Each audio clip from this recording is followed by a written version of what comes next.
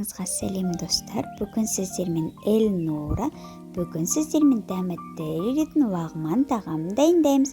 Ол үшін бізге ет қажет, есімізді осылай соевый соусқа салып қоямыз. Одан кейін тәтті бұрыш қажет, одан кейін сәбіз қажет. Сәбізді дәл видеодағыдай қылып, ұзынша қылып кесіп аламыз. Одан кейін қызанақ қажет, одан кейін пияз қажет,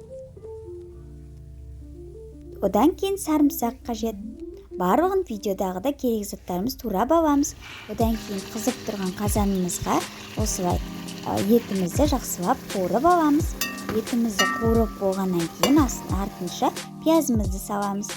Пиязымызды да жақсырақ қуырып боламыз. Одан кейін сарымсағымызды салып жақсырақ қуырамыз. Артынша сәбізімізді саламыз.